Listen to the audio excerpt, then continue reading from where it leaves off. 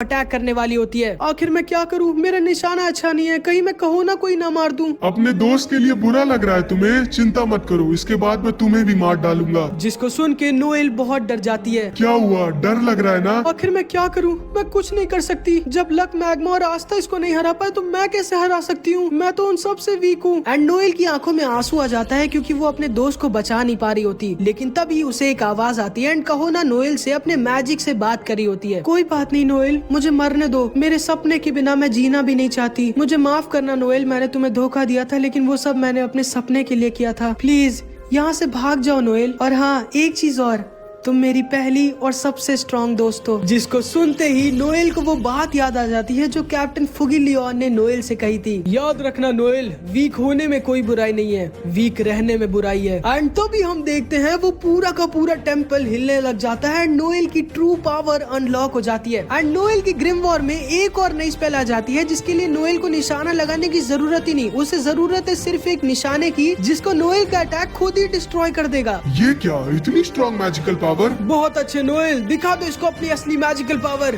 कौन हो तुम, और तुम्हें ये तो नहीं लग रहा कि तुम मुझे हरा सकती हो? मेरा नाम है नोएल सिल्वा और हाँ, मैं तुम्हें हरा सकती हूँ। आ जाओ फिर। Water magic, water dragon God. And Noel veto के ऊपर एक बहुत ही स्ट्रॉन्ग अटैक यूज कर देती है। वेटो नोएल के अटैक को रोकने की कोशिश करता है लेकिन भाई नोएल का अटैक अनस्टॉपेबल होता है एंड ये वाटर ड्रैगन वेटो को बहुत ज्यादा इंजर्ड कर देता है एंड इसके साथ उसका एक हाथ उड़ा ले जाता है। एंड इन सबको इधर लग रहा होता है कि नोएल समुद्र की देवी है। यकीन नहीं होता, मुझे पता था नोएल स्ट्रॉन्ग होगी लेकिन इतनी स्ट्रॉन्ग। वेटो जिंदगी में पहली बार इतना इंजर्ड हुआ होता है और उसको बहुत दर्द हो रहा होता है एंड तभी वेटो को उसके पास्ट की याद आती है। एंड हम वेटो के पास्ट को देखते हैं जब लाइट और एक लड़की की शादी हो रही थी। सब के सब बहुत खुश होते हैं लेकिन तभी उनके ऊपर एक स्पेल आ जाती है जिसमें से अनगिनत लाइट एरोस गिरने लगते हैं एंड ये सारे के सारे लोग मारे जाते हैं। तुम इंसानों ने ही मुझे और मेरे पूरे परिवार को धोखा दिया था। एंड तभी वेटो के ऊपर की सील टूट जाती है एंड उसकी थर्ड आई खुल जाती है एंड वेटो भी अपने ओरिजिनल फॉर्म में आ जाता है एंड इसके अंदर से इतनी ज्यादा मैजिकल पावर निकलने लगती है कि सेक्के मीलों दूर इसकी मैजिकल पावर को महसूस कर पा रहा होता है एंड वेटो का दूसरा हाथ भी अपने आप रीजनरेट हो जाता है। अरे नहीं, मुझे बाहर जाना होगा। यामी सर भी पूरी कोशिश करने लगते हैं लेकिन वो बाहर निकल ही नहीं सकते थे। नोएल दोबारा से वेटो के ऊपर अटैक करने की कोशिश करती है लेकिन उसके पिछले अटैक में उसका सारा मैजिक खत्म हो गया होता है। डरो मुझसे,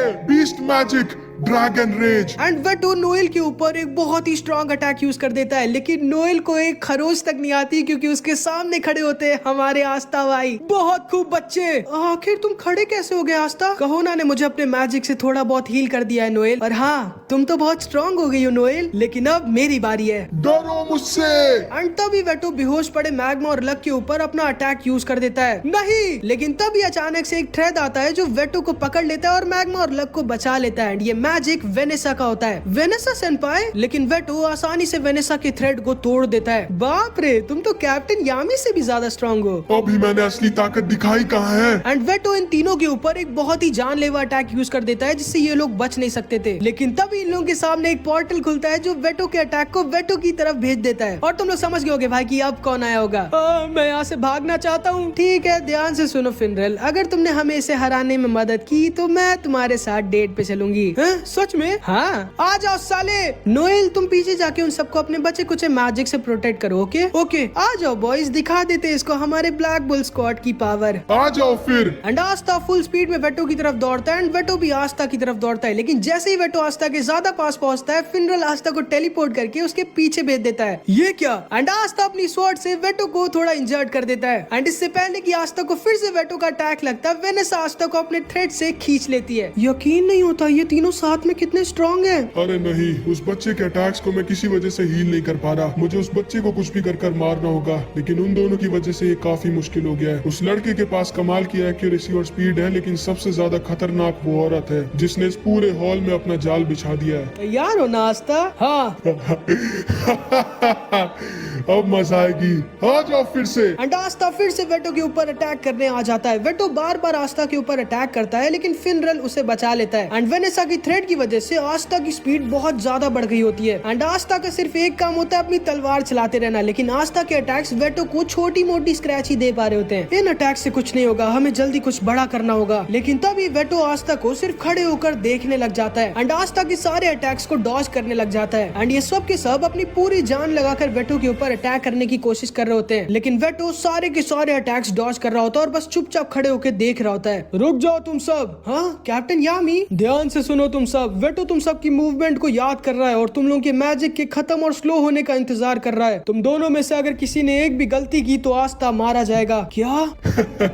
बहुत खूब यामिसु के हीरो, तो तुम भी मेरी तरह एक जानवर की तरह सोच सकते हो, लेकिन कोई फर्क नहीं पड़ता, तुम्हारे सारे स्टूडेंट्स आज मेरे ही हाथों मरेंगे। ध्यान से सुनो तुम सब। काश मैं उधर आ पाता, लेकिन मैं अभी नहीं आ सकता। अभी टाइम है, तुम सबको खुद को हराना होगा और अपनी लिमिट्स को सरपास करना होगा। जाओ तुम सब, मुझे तुम लोगों पे भरोसा है। Okay captain yam. एंड ये तीनों के तीनों मिलके दोबारा से वेटो के ऊपर अटैक करने लगते हैं एंड इस बार ये लोग पहले से भी ज्यादा फास्ट होते हैं। कोई बात नहीं, कभी न कभी तो तुम लोगों का मैजिक खत्म होगा ना। हाँ लेकिन उससे पहले तुम खत्म हो गए वेटो। एंड तभी गॉड, चार्मी और ग्रे भी वहाँ पर आ जाते हैं एंड ये सब मिलके भी वेटो के ऊपर अपने मैजिक से अटैक कर देते हैं। ये क्या? कोई बात नहीं, तुम सारे कीड़े मुझे मिलके भी नहीं हरा सकते। लेकिन तभी अचानक से आस्था अपनी स्वॉर्ड को वेटो के पेट के अंदर घुसेड़ देता है। बहुत अच्छे आस्था, ये हम जीत गए क्या? लेकिन तभी वेटो आस्था का दूसरा हाथ भी पकड़ लेता है। तुम्हें क्या लगा मैं इतनी आसानी से मर जाऊंगा? मैंने खुद तुम्हें मुझे मारने दिया है, क्योंकि यहाँ पर मेरे लिए सबसे ज्यादा खतरनाक तुम हो, और जब तुम मर जाओगे तो मैं इन सबको तो आसानी से मार डालूंगा। एंड तभी वेटो आस्था का दूसरा हाथ भी तोड़ देता है एंड आस्था दर्द के मारे बहुत तेज चिल्लाने लगता है। आस्था, आस्था! तुम सबको लगा भी कैसे कि तुम सब मुझे मिलके हरा सकते हो? हाँ, तुम सब जानते नहीं क्या मैं कौन हूँ? मैं मौत हूँ जो आज तुम सबको खत्म कर देगी। एंड ये सारे के सारे लोग बहुत ज्यादा डर जाते हैं। इस दुनिया में केवल ताकतवर लोगों के सपने पूरे होते हैं बच्चे। तुम्हें लगा भी कैसे कि तुम्हारे जैसा एक मैजिकलेस बच्चा मुझे हरा सकता है? इसको मारने के बाद मैं तुम सबको भी मार डालूंगा। डरो मुझसे, डरो! एंड ये सारे के सारे लोग डर के मारे कांपने लगते हैं, लेकिन तभी आस्था बोलता है, किसने कहा मेरे पास मैजिक नहीं है? हाँ? मेरा मैजिक है, कभी ना गिव अप करना। जिसको सुनते ही इन सब के अंदर से मानो इनका डर खत्म हो जाता है। तुम डरते क्यों नहीं मुझसे? डरो मुझसे। वेटो दोबारा से आस्था के ऊपर अटैक करता है, लेकिन वेनेसा आस्था को फिर से बचा लेती है। कोई नहीं आस्था, मैं तुम्हारे दोनों हाथों को संभाल लूंगी, तुम बस अपनी स्वॉर्ड को पूरी दम से पकड़े रहना। ठीक है, जाओ आस्था, दिखा दो अपना कमाल। एंड आस्था दोबारा से अपनी स्वॉर्ड लेके वेटो के ऊपर अटैक कर देता है। तुम डरते क्यों नहीं मुझसे? तुम्हें मौत से डर नहीं लगता क्या? किसने कहा मैं नहीं डरता? मैं डरता हूँ, लेकिन डरने के बावजूद भी मैं लड़ता हूँ, क्योंकि मुझे बनना है एक दिन द विज़र्ड किंग। तुम्हें समझ नहीं आता क्या बच्चे? तुम मुझे नहीं हरा सकते। ये क्या?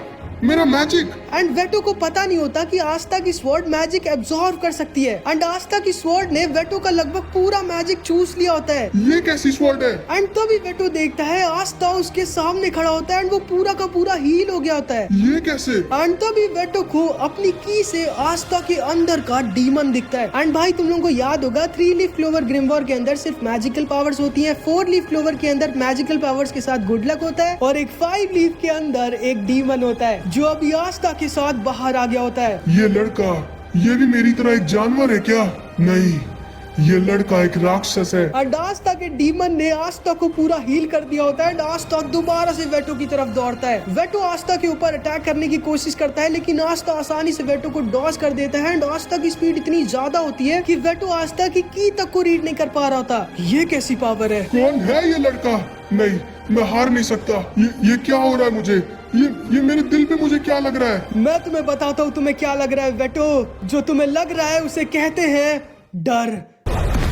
एंड आस्था वेटो के ऊपर इतना स्ट्रॉन्ग अटैक यूज करता है कि पूरी की पूरी अंडर वाटर सिटी हिल जाती है भाई। एंड इस तरह आस्था वेटो जो आई ऑफ द डार्क सन का एक स्ट्रॉन्गेस्ट मेंबर है उसे हरा देता है एंड वेटो वहीं पर बेहोश हो जाता है। वेनेसा और फिनरल आस्था को आकर गले लगा लेते हैं एंड ये सब के सब बहुत खुश हो जाते हैं। तुम कितने ज्यादा स्ट्रॉन्ग हो यार। नहीं, अगर आज आप सब लोग यहाँ ना होते तो मैं इसको नहीं हरा पाता। एंड ये सारे के सारे लोग बहुत खुश हो जाते हैं, लेकिन तभी हम वेटो को देखते हैं जो अभी भी अपने पास्ट को याद कर रहा होता है। एंड वेटो के पास लास्ट में हम देखते हैं कि लाइट कितना ज्यादा काइंड और अच्छा होता है, लेकिन फिर भी उसे धोखा मिला होता है। एंड तभी वेटो दोबारा से पूरा जलने लग जाता है। ये क्या, कोई बात नहीं, हम फिर से तैयार हैं। माफ करना लाइट, मैं हार गया, लेकिन मैं अपने साथ इन सबको भी लेके जाऊंगा जो तुम्हें रोकने की ताकत रखते हैं। एंड वेटो भी लाइट की तरफ फटने वाला होता है, और अगर ये फट गया तो ये अपने साथ पूरी अंडर वाटर सिटी तबाह कर देगा एंड ये सारे लोग मारे जाएंगे। नहीं, ये लोग उस ब्लास्ट को नहीं रोक सकते, मुझे कुछ करना होगा। बाहर निकालो मुझे, वरना तुम भी मारे जाओगे। मुझे कोई फर्क नहीं पड़ता।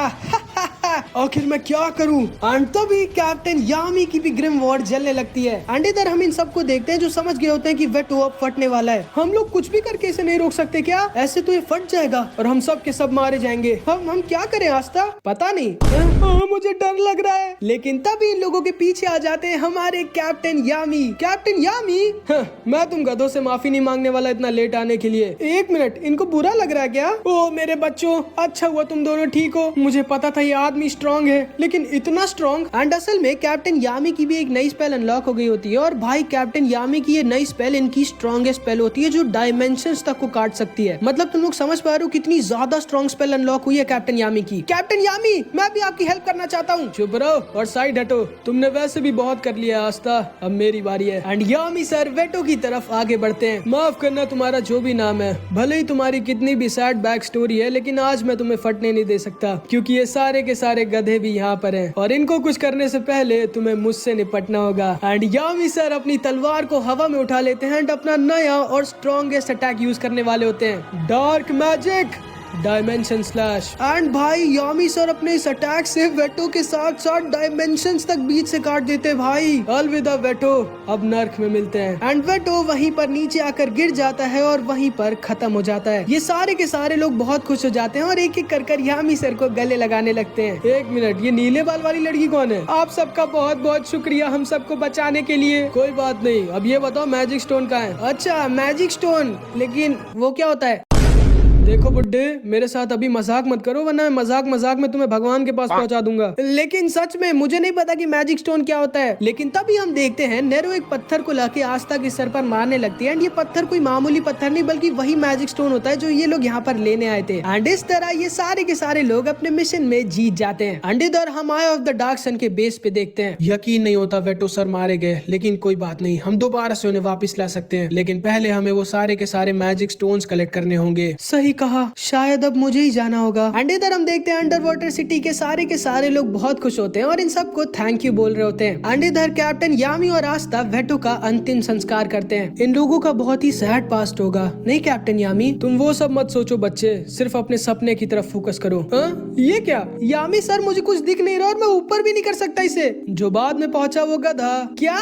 एंड इधर हम नोएल और कहोना को देखते हैं। माफ करना कहोना, मैं तुम्हें बचा नहीं पाई। पागल हो क्या नोएल? तुमने मेरी जान बचाई है। और चिंता मत करो, अब मैं और मेरे भैया बाहर की दुनिया में जा रहे हैं और वहाँ पर जरूर कोई ऐसा हीलर होगा जो हम लोगों को हील कर पाएगा। हाँ सही कहा। इसके बाद हम देखते हैं सारे लोग वापस लौटने के लिए तैयार हो जाते हैं। एंड चार्मी ने अपने मैजिक से इन सारे आउट ऑफ द डार्क सन के मेंबर्स को पकड़ लिया होता है। एंड ये सारे के सारे लोग इन सब का एक बहुत ही अच्छे गाने से अलविदा करते हैं। एंड ये सब वापस खुशी खुशी क्लोवर किंगडम लौट जाते हैं। वापस आने के बाद ये सारे के सारे ब्लैक बुल्स मेंबर बहुत खुश होते हैं, सिवाय गॉर्डन के, जिसको ये लोग अपने साथ ले जाना ही भूल गए थे। एंड ये बेचारा इतना धीरे बोलता है कि इन सबको इसकी कोई बात सुनाई नहीं देती। एंड भले ये दिल का इतना अच्छा है, लेकिन फिर भी सब इससे डरते हैं। सुनो तुम सारे गधों, आराम करो, मैं जरा रॉयल कैपिटल जा रहा हूँ। चार्मी, उन सारे आई ऑफ द डार्क सन के मेंबर्स को मेरे साथ लेके चलो। यामी सर, मैं भी आपके साथ चलूंगा। ठीक है चलो आस्था। फिनरल, ओके सर। एंड फिर आस्था, यामी, फिनरल और चार्मी रॉयल कैपिटल आ जाते हैं। एंड फिर फिनरल अपनी आवारागर्दी करने निकल जाता है। और फिर ये तीनों विज़र्ड किंग से मिलने आ जाते हैं। तो तुम लोगों ने वेटो को खत्म कर दिया, बहुत अच्छे ब्लैक बुल्स। यामी, तुम्हारी स्क्वाड सच में कमाल है और तुम्हारी बाइंडिंग मैजिक भी बहुत कमाल है। छोटी बच्ची, आप कौन हो? यामी, ये बच्ची बहुत छोटी नहीं है मैजिक नाइट बनने के लिए, ये 20 साल की है। खैर, ये लो तुम्हारा magic stone Julius. Oh thank you Yami, बहुत अच्छे ब्लैक बुल्स, आप लोगों ने बहुत अच्छा काम किया है, खास करके तुमने यामी, तुम सच में बहुत स्ट्रॉन्ग हो गए हो। जब मैंने तुम्हें कैप्टन बनाया था तो लोगों ने मुझे बहुत मना किया और मुझसे कहा कि मैं गलत डिसीजन ले रहा हूँ, कि मैं एक आउटसाइडर को एक कैप्टन बना रहा हूँ, लेकिन मुझे पता था कि तुम एक बहुत अच्छे कैप्टन बनोगे। ओए जूलियस, अब मेरी इतनी तारीफ मत करो, करना है तो मेरे स्क्वाड की करो, ज्यादातर काम इन्हीं लोगों ने किया था वहाँ। आस्था, तुम सच में कमाल हो, तुम हर दिन और ज्यादा करीब आ रहे हो विज़र्ड किंग बनने के, जिसको सुन के आस्था बहुत खुश हो जाता है। विज़र्ड किंग सर, मैं जानता हूँ आप बहुत बिजी हो, लेकिन क्या मैं आपसे एक चीज मांग सकता हूँ? हाँ हाँ, क्यों नहीं आस्था, क्या चाहिए तुम्हें? मुझे चाहिए आपका एक ऑटोग्राफ। इधर आओ, मैं तुम्हारे मुंह पे तुम्हें ऑटोग्राफ देता हूँ। अरे लेकिन तभी मार्क्स अपने मैजिक से इन लोगों से कांटेक्ट करता है। सर, किटन टाउन के ऊपर डायमंड किंगडम ने अटैक कर दिया है। अरे नहीं, उन्हें कहीं से पता चल गया होगा कि हमने हमारे सारे सोल्जर्स को रॉयल कैपिटल बुला लिया था। एंड इधर हम देखते हैं मॉन, ट्यूज और वेंट्स अपने डायमंड किंगडम के सोल्जर्स के साथ किटन टाउन पर अटैक कर देते हैं। एंड ये तीनों के तीनों बहुत स्ट्रॉन्ग होते हैं एंड ये तीनों डायमंड किंगडम के कैप्टन होते हैं। मॉन अपने लाइटनिंग मैजिक से क्लोवर किंगडम के बैरियर को एक बार में तोड़ देता है एंड ये सारे के सारे लोग ढेर सारे डायमंड किंगडम के सोल्जर्स के साथ किटन टाउन पर अटैक कर देते हैं। जल्दी आओ मैजिक नाइट्स, मैं लड़ने के लिए मर रहा हूँ। मार्क्स, वहाँ पर कोई और स्क्वाड है क्या? जी हाँ विज़र्ड किंग सर, किस्मत से हमारी बेस्ट स्क्वाड गोल्डन डॉन वहाँ पर है। तब ज्यादा चिंता की बात नहीं है, लेकिन हमें कुछ तो रीइंफोर्समेंट भेजने ही होंगे। मैं रॉयल कैपिटल छोड़ के जा नहीं सकता। मैं जाऊंगा जूलियस। लेकिन यामी, तुम तो अभी अभी एक मिशन से आए हो और तुम काफी थके होगे। नहीं जूलियस, मैं बिल्कुल भी नहीं थका हूँ और मेरा जाना जरूरी है क्योंकि मुझे विलियम से कुछ जरूरी बात भी करनी है। एंड इधर हम देखते हैं वेंट्स के आगे हमारा यूनो आ गया होता है। हट जाओ मेरे सामने से अगर मरना नहीं चाहते। वो तो हम अभी देख लेते हैं। Wind magic, wind driller and Yuno अपने सिर्फ एक अटैक से वेंट्स और उसके सोल्जर्स को रोक देता है। ये लड़का तो बहुत स्ट्रॉन्ग है, अब मजा आएगा। यूनो भी वैसे काफी स्ट्रॉन्ग हो गया है एंड आस्था भी यूनो की पावर को देखकर बहुत खुश हो जाता है। ठीक है, मैं चलता हूँ जूलियस। यामी सर, मैं भी चलूंगा। नहीं, तुम बहुत ज्यादा इंजर्ड हो, तुम्हारा ध्यान कौन रखेगा वहाँ? मैं यामी सर, आस्था की सीनियर चार्मी। मैं आस्था का खुद से भी ज्यादा ध्यान दूंगी। ओके ठीक है, फिर चलो तुम दोनों भी। तुम लोग जानते होगे भाई, चार्मी वहाँ सिर्फ और सिर्फ यूनो से मिलने जा रही होती है। यूनो, तुम मेरी मैजिकल पावर्स क्यों नहीं यूज करते? कुछ तो बोलो। कुछ तो मेरे साथ मजाक मत करो और कभी तो थोड़ा सा स्माइल कर दिया करो। एंड इधर हम देखते हैं गोल्डन डॉन की स्क्वाड और इन सारे डायमंड किंगडम के सोल्जर्स के बीच बहुत भयानक लड़ाई हो रही होती है। एंड विलियम्स और गोल्डन डॉन का वाइस कैप्टन लैंग्रेस यहाँ ऊपर एक साथ खड़े होते हैं। शायद अब हमें भी चलना चाहिए लैंग्रेस, जैसा आप कहिए सर। एंड ये दोनों भी बैटल फील्ड में उतर जाते हैं। एंड इधर हम फिनरल को देखते हैं जो अपनी आदत से बाज नहीं आने वाला था, लेकिन तभी ये दोनों लड़कियां यामी सर को देख के वहाँ से भाग जाती है। ये क्या यामी सर, आपने डरा के भगा दिया उन दोनों बेचारी को। चुप रहो और चुपचाप हमारे साथ किटन टाउन चलो। हाँ, लेकिन क्यों? जैसा कहा है वैसा करो। एंड इधर हम देखते हैं यूनो और वेट्स की लड़ाई हो रही होती है, लेकिन तभी वहाँ पर मॉन आ जाता है। क्या यार वेट्स, तुम्हें शर्म नहीं आ रही? एक बच्चे को नहीं हरा पा रहे तुम? किसने कहा मैं इसको नहीं हरा पा रहा? मॉन, और मेरे और इस बच्चे के बीच में मत आओ। माफ करना बच्चे, लेकिन हमारे पास ज्यादा टाइम नहीं है। आओ देखते हैं तुम मेरे अटैक से अपने साथ अपने लोगों को बचा पाते हो कि नहीं। एंड मॉन यूनो के ऊपर एक बहुत ही स्ट्रॉन्ग लाइटनिंग अटैक यूज कर देता है। शिल्फी, चिंता मत करो मेरे डार्लिंग। एंड शिल्फी की मदद से यूनो आसानी से मॉन के एरोस को रोक देता है एंड उल्टा उसके कुछ सोल्जर्स को इंजर्ड कर देता है। ये क्या,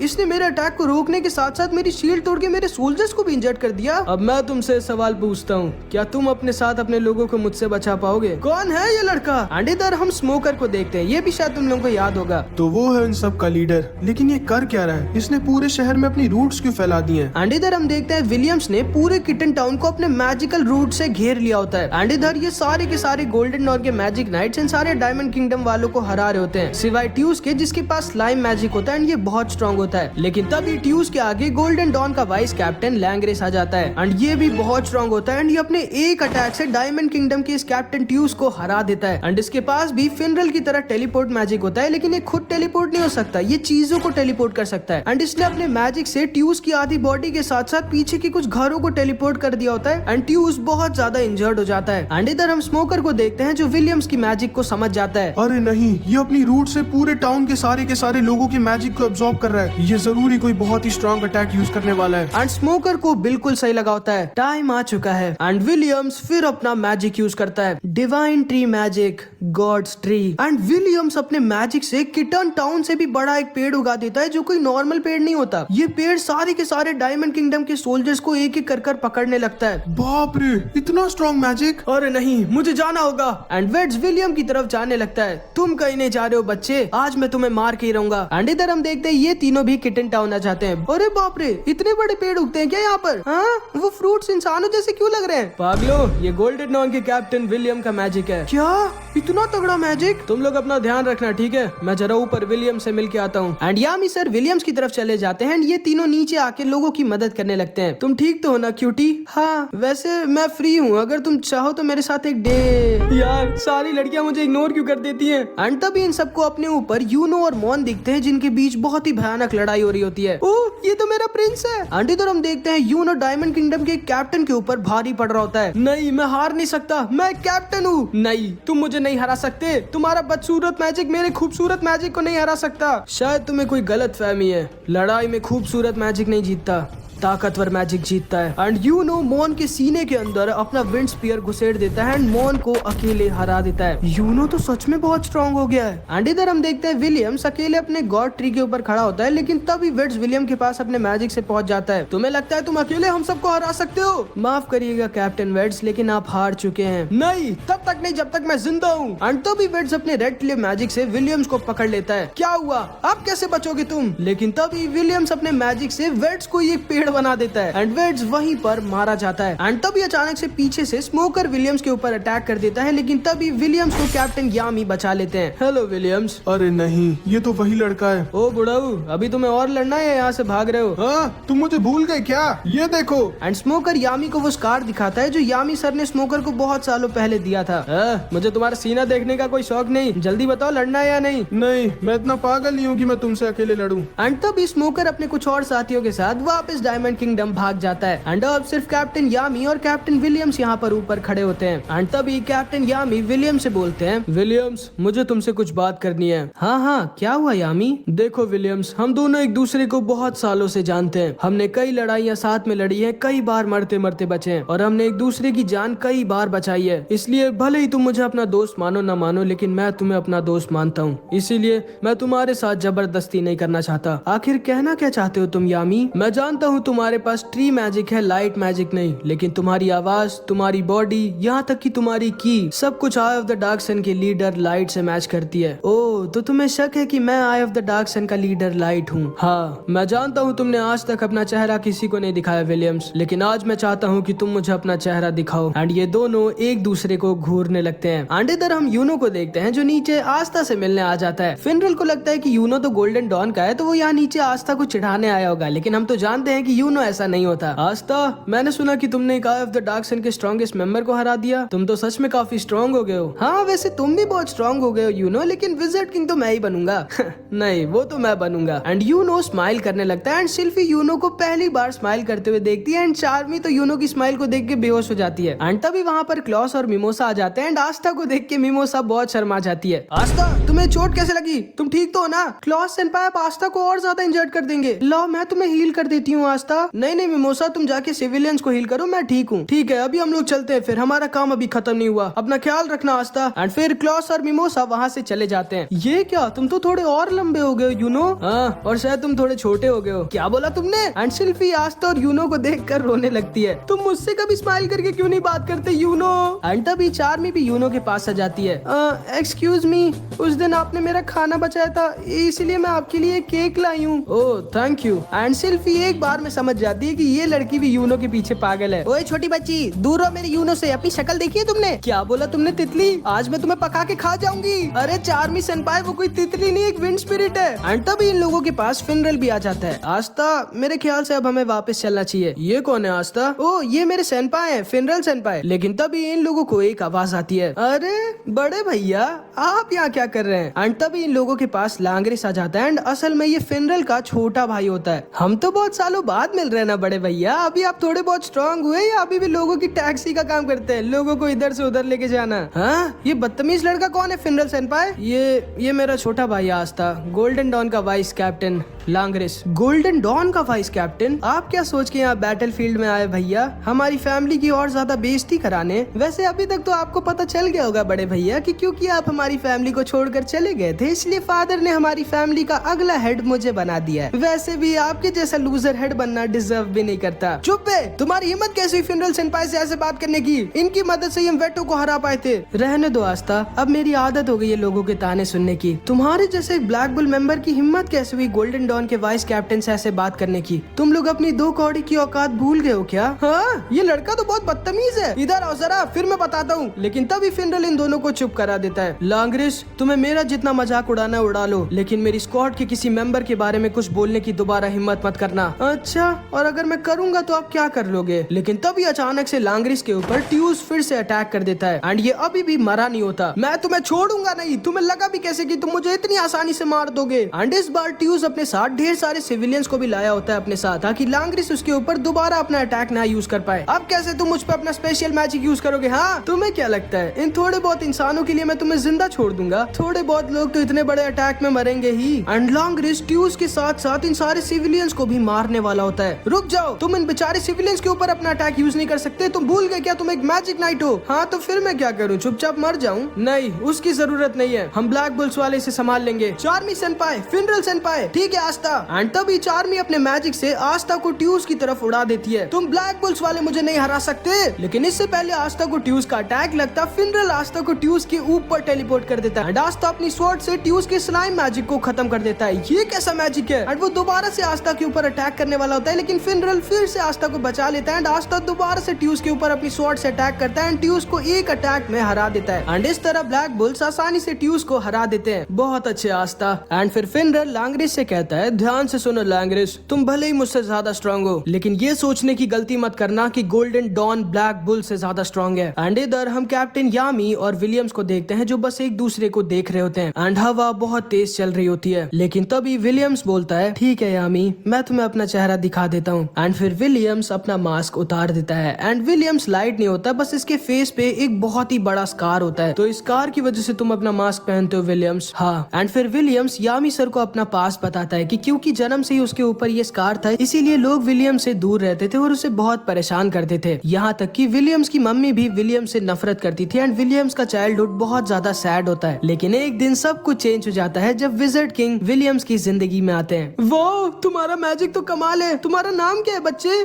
विलियम्स। विलियम्स, तुम क्यों ना एक मैजिक नाइट बन जाओ? क्या मैं सच में मैजिक नाइट बन सकता हूँ इस कार के बावजूद? क्या लोग मुझसे डरेंगे नहीं? हाँ हाँ, क्यों नहीं, तुम जरूर बन सकते हो एक मैजिक नाइट। अच्छा रुको, तुम्हें इस कार से दिक्कत है ना? एक मिनट रुको। एंड फिर विज़र्ड किंग विलियम्स को उसका वो मास्क देते हैं जो विलियम्स आज तक पहन रहा होता है। माफ करना विलियम्स, मैंने फालतू तुम पर शक किया। अरे कोई बात नहीं यामी, और हाँ, मैं भी तुम्हें अपना दोस्त मानता हूँ। एंड इधर हम देखते हैं चार्मी और शिल्फी में अभी भी लड़ाई हो रही होती है। ठीक है, अब हमें चलना चाहिए आस्था। ओके ठीक है, अपना ख्याल रखना यूनो, तुम भी आस्था। एंड फिर आस्था, यूनो और चार्मी वहाँ से चले जाते हैं। ओए यूनो, तुम्हें शर्म नहीं आती क्या? तुम उन ब्लैक बुल्स वालों से बात कर रहे थे। नहीं, बिल्कुल नहीं, आस्था मेरा राइवल है। राइवल? किस चीज का राइवल? ओए आस्था, तुम्हारे उस गोल्डन डॉन वाले दोस्त को बुरा तो नहीं लगा होगा कि मैं ये सब बोल आया? नहीं नहीं, बिल्कुल नहीं, और वैसे भी यूनो मेरा राइवल है। राइवल? किस चीज का राइवल? एंड फिर ये दोनों साथ में बोलते हैं, विज़र्ड किंग पहले बनने का।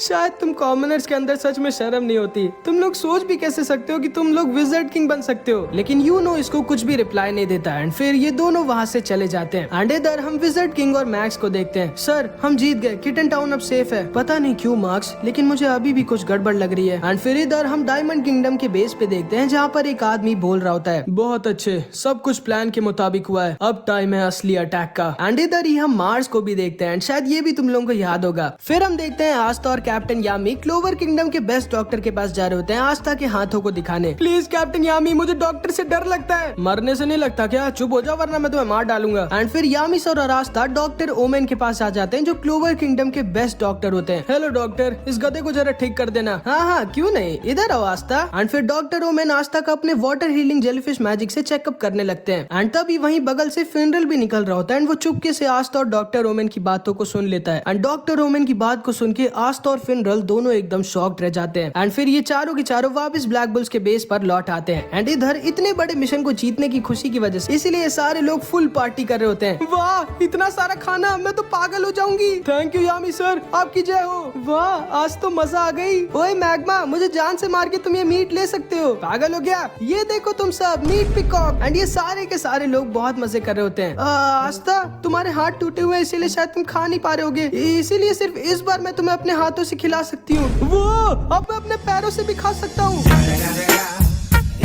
गरीब कीड़े। और फिर ये लोग साथ में बहुत मजे करते हैं, लेकिन तभी आस्था वहाँ से जाने लगता है। ठीक है गाइस, अब मैं चलता हूँ, आप लोग पार्टी करो। एंड फिर आस्था वहाँ से चला जाता है। आज आस्था इतना दुखी दुखी क्यों लग रहा है? हाँ मुझे भी, कहीं उसको भूख तो नहीं लगी है? चिंता मत करो तुम सब, आस्था बहुत स्ट्रांग है, उसे कुछ नहीं हुआ है। लेकिन फिर भी नोएल को आस्था की चिंता होने लगती है। लेकिन तभी फिनरल खड़ा होता है और इन सब से बोलता है, मुझे आप सबको कुछ बताना है। एंड फिनरल इन सबको वो बात बता देता है जो उसने डॉक्टर ओमेन और आस्था के बीच चुपके से सुनी थी। माफ करना आस्था, वेटो ने तुम्हारे हाथों के ऊपर एक बहुत ही एंशिएंट और अनब्रेकेबल कर्स का यूज किया है और तुम्हारे हाथों की हड्डियां पूरी तरह से चकनाचूर हो चुकी हैं। मैं कहना तो नहीं चाहता, लेकिन अब तुम्हारे हाथ कभी नहीं ठीक हो सकते। एंड असल में आस्था के दोनों हाथ खराब हो गए होते हैं एंड आस्था अब दोबारा कभी अपने हाथों का यूज नहीं कर सकता। मतलब वो अपनी स्वॉर्ड तक को अब यूज नहीं कर सकता। एंड इस चीज को सुनते ही ये सारे के सारे लोग एकदम शॉक्ड रह जाते हैं। अरे नहीं, अब हम कुछ नहीं कर सकते। आखिर ऐसा क्यों हुआ? उस बेचारे के पास कभी मैजिक नहीं था और जब उसको फाइनली उसकी स्वॉर्ड मिली तो उसके साथ ये हो गया। आस्था। एंड ये सारे के सारे लोग बहुत दुखी हो जाते हैं। एंड इधर हम आस्था को देखते हैं जो चुपचाप बैठकर बस ये सोच रहा होता है कि आखिर उसके साथ ऐसा क्यों हुआ और क्या वो बिना हाथों के यूनो को कभी हराकर विज़र्ड किंग बन पाएगा। एंड ये सारे के सारे लोग छुप के आस्था को देख रहे होते हैं। आस्था रो रहा है क्या?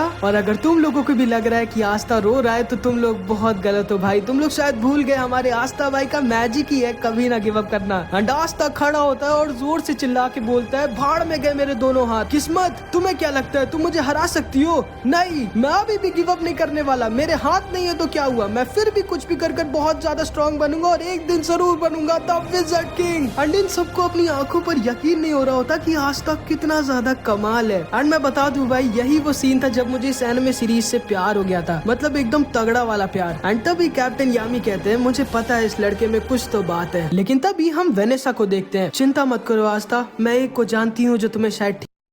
अब हम लोग थोड़े महीनों पहले का सीन देखते हैं जब आस्था अपने मैजिक नाइट एंट्रेंस एग्जाम के लिए ट्रेनिंग कर रहा था। एंड तभी इसकी तरफ एक नंगा आदमी भागते हुए आता है। बचाओ मुझे। एंड आस्था इसको बचा लेता है। ओह थैंक यू भाई। वो खाना तुम्हारा है क्या? हाँ, लेकिन आप नंगे क्यों अंकल? मैं खा सकता हूँ क्या इसे? आप ऑलरेडी खा रहे हो। वाह क्या टेस्टी खाना है, थैंक यू आस्था। वो सब तो ठीक है, लेकिन आपने मुझे बताया नहीं कि आप इस जंगल में नंगे क्यों घूम रहे हो। वो मैं मछली